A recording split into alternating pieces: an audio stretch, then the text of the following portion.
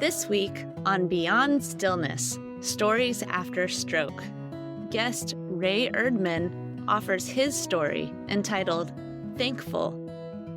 He shares about the variety of strangers whose lives coincidentally crossed with his the day of the stroke. He also shares a bit about his journey with mental illness throughout the recovery and offers gratitude, hope, and purpose through the reflective process. Thank you for joining us for Part 2, Ray Erdmann's interview.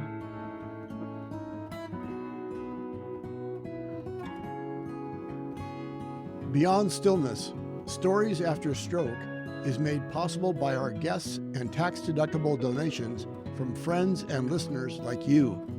Join us in empowering stroke survivors with stories of wisdom, purpose, connection, and hope at www.beyondstillness.org. Hello and welcome to Beyond Stillness. Stroke offers a powerful, life-changing shift in perspective. Each colorful memory creates a parable for life's greater teachings, a compass for journeys ahead, and inspired wisdom for unique growth. This radio show, Beyond Stillness, offers an hour of pause for storytelling and reflection. Ultimately, Beyond Stillness is a welcoming environment that reveres the moment beyond stroke's paralysis. Still moments unite humanity and divinity. I'm your host, Molly Bucola. Before we begin, let us take a moment to pause. Today we offer gratitude. We think about moments we have kept moving forward when it's been tough. You grow through what you go through, and it's worth it. This is a quote from one of Ray's dreams. So today we offer thanks for our moments of growth, the moments that we keep moving forward to inspire our own community and to give us strength to be the people who we are meant to become. Ray, I love that you talked about all the synchronicities. It's amazing that you were there in that parking spot in that moment. And that the people who were shopping don't even know why they were there that day. That is amazing. The way that you wrote your talk was disorienting for us. And having a stroke is disorienting. It was profound because you had us wondering what's next or where you are. And they were little short spurts. Then you stopped and you said that you rested your arm on the paramedic. And that was calming. And I know that there are moments in our experience that seem so vivid. And I'm thankful that you found a moment that sticks in your mind that was calming. Why do you think you were able to calm down in that moment? That's a good question.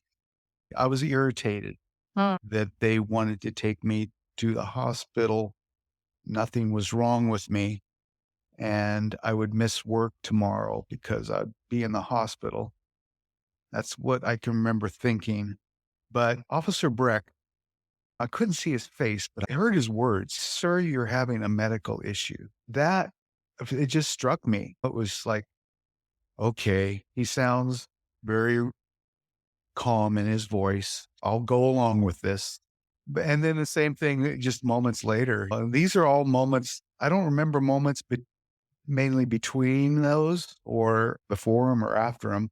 So they're really the moments I remember. So the whole thing and the resting my arm must have been just the human touch, and that maybe I felt, okay, this is okay. Oh. So where it came from, it was just, I'm thankful that I have those memories. I'm thankful that they were there, Yeah. that I, It's amazing how some people have a way in moments of chaos to just keep calm and look at someone in the eye, maybe touch their hand or something like that. And they just have a way of gathering people, allowing them to settle into their own space instead of adding to the chaos. Yeah. And that's why I was so thankful for everybody, because these people do have wonderful ability to do that. Uh-huh. And they have no idea. That's why I need to tell you guys, everybody, how you made me feel in this moment of my stroke. Yeah. I would love for you to tell me a little bit more about when you were able to thank those people afterwards. Can you set that scene for us? Sure. I joined a stroke survivor group in my area. One of my first or second meetings, I was there. So I was sitting and talking with one of the organizers from Peace Health. We had a guest speaker, which was the Dr. Scalabrin, who is the head of the stroke unit at Riverbend Hospital. She joined our group and went around and was talking to people. And she sat at my table, and as I was telling my story, and it really struck her. And I was telling her that I just never got to thank those people that did so much for me. And it's in me, and I really want to do that. And conversation ended, and I get an email, and she says, "Would you like to thank these people?" I said, "Well, of course." And she goes, "Well, let me see what I can do. I'm going to put some people to work on this for you. Maybe we can make this happen." And so I met with a few of her staff people, and they did research, and we put together a little party, um, and invited Dr. Z and some nursing staff, the 2 officers that were there, and the bystanders Wow. who thought I was drunk and saved me by taking my keys and not letting me leave. Luckily, she had given her name to the police officer, and then they could find her that way. We set it up, and Dr. Scalabrin did a little background on my stroke, a PowerPoint for the group. And then I was able to get up and talk about my recovery, because recovery is the most important part after a stroke. So, and that's what I wanted to share.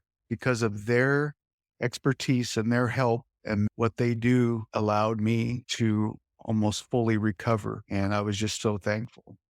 And so I got to thank them. And it was a wonderful day. It's part of my healing.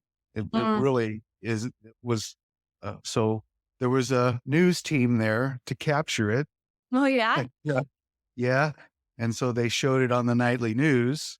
They were able to talk to the doctors and interview them for the news. And I really didn't want to be out there like that, but then why not? People will see this, and people will maybe know that, hey, that guy might need some help. And so many people don't stand up and help people. They turn away, or they pull out their phone and start videotaping. But my heroes, they got involved, and that's what made me be able to recover from my stroke so good. A lot of people don't have the resources or connections to loop back around with all the people involved. Sometimes it's exhausting going to all the therapy appointments and figuring out insurance and where we need to go and if we're on the right path, et cetera. And sometimes it doesn't feel like we have time or energy to go back and thank the people from before, or we don't think about it until it's, 5-10 years down the line. And then how do you find those people? Do they still work there? Were they on duty when you were there those days? It just gets really complicated really fast. And you being able to go back and thank those people, I'm sure that they have a renewed sense of purpose in whatever their job or role was, whether it's the couple in the parking lot, right? Being able to be they're looking out, making sure that everyone's okay instead of just walking by, or the nurse, right? Those are hard jobs, long hours, intense, and we don't always see recovery down the road. So, Ray, you being able to share your story with them, I'm sure was an inspiration like it is for us right now. So, And that's where I was trying to go with that. Is one of the reasons I was given to another reason for not just mine, but it helps them. It helps the medical team, this stroke medical team that has to go through extra training to just be on call for a stroke. And they see me at my worst, but they never get to see what happens afterwards. Hmm. For me to get up in front of them and show them, look at me standing here. And that's thanks to you guys, all of you out there. Thank you. And it helps them in their everyday work, what they have to do, and with the police officers and bystanders and EMTs that never get to see what happens later. I mean, the gal that found me in my truck, she didn't know if I was alive or dead until they got a hold of her. And that's what I want to just share, is that they're thankful that they get to see the whole story and not just the beginning of it. Yeah. Yeah. I've heard you say, I'm thankful a lot of times throughout this, and you entitled your talk, Thankful. You spent 4 days in the hospital, and you said many thoughts went through my head. You also listed a bunch of ways that you were thankful for the people while you were in the hospital. Was it always gratitude that came out while you were in the hospital? Any stroke patient will tell you are clueless what's going to happen now. You wonder, what is my future? What is my life going to look like? And so that is a recurring thought, as I'm sure you are well aware of that. I just really was very thankful. The people that came in and talked to me, people that worked with me, were just so positive that it made me feel positive. I really didn't think too much down the road. I'm just thinking, okay, what do I got to do to get out of here? Yeah. This person has to sign off on me leaving. This person has to say, give her their blessing. Okay, you can release him. So a lot of my thoughts were, let me get home and then I can figure this thing out. Okay. I got to figure out what I got to do. Okay. So you were going step by step. Yeah, that's the way my brain works. Yeah. It sounds pretty healthy. It sounds like it got you through. Sometimes it's healthy. Yeah. Yeah. And you're Always. surrounded by positive people. That's amazing how the people that surround us actually can influence the way that we're feeling inside. Yes. And that's what I always try to tell them. Thank you. You were talking about getting back to work at one point. You're like, well, okay, when am I going to get back to work? Who can sign off on this so that I can get back to work? But then there was one point that you said, I shouldn't have gone back to work so quickly. Why did you say that piece? You're sitting at home and you think, yeah, I can do that. So I'm one of those who, once I start something, I don't give up. I don't stop. And so when I got the doctor to let me go back, I get home and I literally almost have to crawl in the door. I get in the door and sit down and not get up again. And just my whole body just was aching. Yeah. And so that's where that comes from. If I had taken a few more weeks off, maybe I wouldn't have been feeling that way, which is what I was told to do or suggested to do. Take more time off. But I said, no, I got to get back to work. I need to be there. There's nobody to do my job. Those are the stupid things that go through your head, But it was a blessing, and I didn't think it at the time. But I can go into more of that if you want. Yeah, go for it. Well, as hard as it was, I think that mentally and physically, it got me doing something. As hard as it was how I'm walking all over the aisles. I'm standing there and I'm kneeling down and I'm falling over. And, I'm thinking that this is why I'm at work. I need to work on this. I need to be able to kneel down and not fall over. I need to walk down that aisle straight. I need to remember these numbers. I've got so many numbers that I just forget. I look at them and then I forget them right away. And so it was my way of reprogramming my brain to get the area that wasn't ever going to work again, find a different way to do the things I knew so well and could accomplish without thinking about. Huh. I wouldn't tell somebody, I would tell them, take as much time off as you can, but work at getting back to work. Yeah. It's like your work became your physical therapy. Exactly. Physical therapy is exhausting. Exactly. I did not do physical therapy or occupational therapy after the hospital. Wow. I was suggested, but I wanted to see where I was at. If I needed to, I would go and do it, but I was just going to see where I was at for a little bit. Yeah. Wow. And thank you for your willingness to speak about depression, your journey with the antidepressants. You talked with people, you did your research, a lot of prep, it sounds like. What was your ultimate tipping point in deciding to take them? I talked to my primary care physician and he told me of a book to read.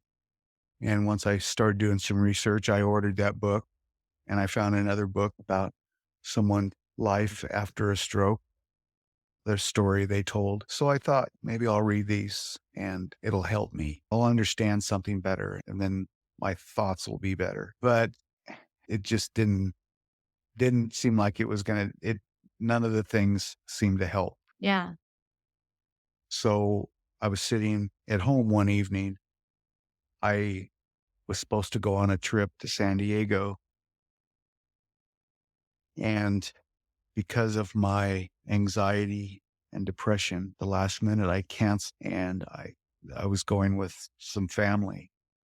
And I said, I can't do it. I can't do it. And a week before that, I was going to go to a concert that I'd been looking forward to for like 6 months. One of my favorite artists. And I got driving down the road and I had to turn around and I said, I cannot go to this. I just can't do it. But that evening, sitting here alone while my family and my partner was in San Diego, that was the aha moment, just sitting here in this dark room and just going, something has to change. Yeah. Something has to change. And I guess that's when I thought I'll give it a try because I'm feeling worse than when I got out of the hospital. So, Yeah. And then you said that you realized that would actually be better for your overall recovery once you took the antidepressants. Tell me more about that. well, I wasn't going forward. And so once I started them, I started feeling better little bit by little bit. Feeling better and is just so you don't feel so sad because there was just this overwhelming sadness. So you were less sad. You just started having different thoughts. And at this point, I really hadn't started changing how I lived my life. I mean, I wasn't smoking anymore, but I'm still not eating very good, what I was supposed to be eating. So after about 3 weeks, I found myself by myself, which I hadn't planned on, and knowing that I had to now, however my healing was going to go, was up to me as far as changing how I ate, changing how I took care of myself. Once the medication started working, I was back to myself. I just couldn't believe it. I didn't feel any different, but I felt like myself. Like, okay, I got this. I can do this. And I don't like to cook, but you're going to do it and you're going to get used to doing it. And you're going to cut out all this processed food and sugar and you're going to heal your body. You're going to get past this. You're going to not be considered obese anymore. You're going to get your A1C down. And it was just like these goals, man. It's just like everything that I'd learned that I didn't know, I'm going to knock these off one at a time. I just knew it in my head. Now I just knew I could do this. Whereas before, I didn't think I could do this. I didn't know if I really wanted to do this. Yeah. That's actually what Victoria shared with me when she gave me your name. She said, "You've got to talk with Ray. He's a total inspiration." He has changed his eating habits. He now cooks. He lost 30 pounds. He quit smoking and he is on it. And he's totally motivated. That was what stuck out in her mind. And that's actually why I initially came to you. And I'm thankful for you sharing all of that. At this point in your life, what are you in awe of? What gives you pause? When do you feel grounded and connected? When do you find peace, perspective, purpose? What inspires you to be you, the man you were born to be? You've talked about all of these. I would like you to give us your why in life right now. Wow. Yeah, without that. Well, um, as I mentioned, right in front of the cameras at my thank you reception, the hospital, I said, everything that happened, I'm either the luckiest guy or this was a miracle. And I said, I believe this is a miracle for everybody to hear. And that came out of my mouth. And that's, wow, I said that out loud. I said it to the world. I was just feeling so thankful and just my prayers every day, everything was thankful, was just so thankful. And I was thankful for Roxanne being in the spot she was at and her husband. I was thankful there was a parking spot open right in front of the store. I didn't park in the back of the parking lot like I normally would, so nobody'd open their doors on me. I'm thankful that Officer Breck, had the training he had because not all police officers have that training. And if it had been somebody different, maybe they'd have taken me to the jail thinking I was drunk because I certainly looked drunk by the signs, by my actions, and just by the people that were on duty that day when the stroke call came into the hospital. They all activated their system and they were ready and waiting for me when I rolled into that door, and their quick actions. My stroke happened about 1 p.m. I was being the thrombectomy and the medication was started around 3:00. So it was fast. Everything fell into place that day. And when I sit here and look at it, everything happened perfectly. If you'd said, you're going to have a stroke, and what are the best things that could happen you having a stroke? And that happened for me. So I just want to share that with people that if you're blessed with being happy these things happen like this, you'll make a full recovery. And so that's my goal. I know I'm getting off topic, but I always try to share those things so people might recognize and get people help as fast as you can, because every second matters when you're having a stroke and the outcome matters. I do have these moments during the day. I never know when one's going to happen. I'll be at work, I'll be working, and it'll be like this feeling of just this pure joy. If I can explain it, or like, it's just like, wow. If I feel it just, it's like God is just wrapping his hands around me and you're going to be okay. And it's sort of like that. And so it happens occasionally. It's not all the time, but I love it when it does. It just helps me get through that day, because every day is maybe not as big a struggle as it was 6 months ago or a year ago, but I still have a lot of work to do and things to change. And so just knowing that the work's not done keeps me grounded, keeps me inspired. And I think the work is going to go on many years from now. I hope to volunteer. I do some volunteering now, but with like stroke patients. But so now I share my story with nurses and doctors and let them know the amazing things that their work can accomplish. And thankful I am for all of them. Whether you help me or not, we all thank you. And I just think they need to hear that all the time. I don't think they hear it enough. So that's my message. You don't hear it enough. So I'm going to be the one out there telling you, yeah, good job. Keep going. Keep just doing what you guys do and saving people and caring for people. Well, Ray, we're thankful for you. All those practices that you're talking about, acknowledging those moments that we feel joy or awe or overwhelmingly grateful. When we're able to acknowledge those moments, let them soak in, then we become that. You are emitting that gratitude, which then is inspiring people around you. So thank you for being you, Ray, and taking this experience and turning it into a gift for other people. It's quite a perspective. Thank you for joining us today. Thank you for sharing your story, Ray.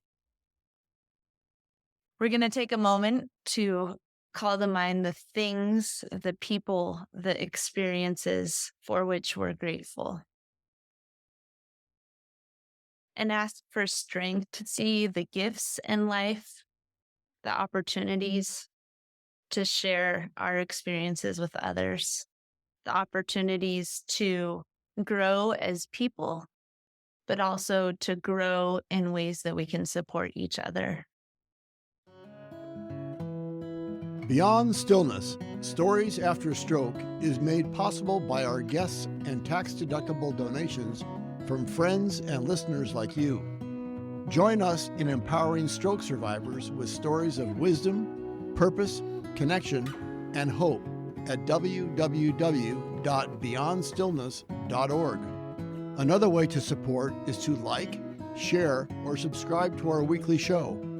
Again, thank you for devoting time and space for this week's episode of Beyond Stillness, Stories After Stroke. Thanks for listening to Part 2, Ray Erdmann's interview. For the full story, please listen to Part 1, Ray Erdmann's story on Beyond Stillness, Stories After Stroke. Each colorful memory creates a parable for life's greater teachings, a compass for journeys ahead, and inspired wisdom for unique growth. On this episode of Beyond Stillness, guest Ray Erdmann offered his story entitled Thankful.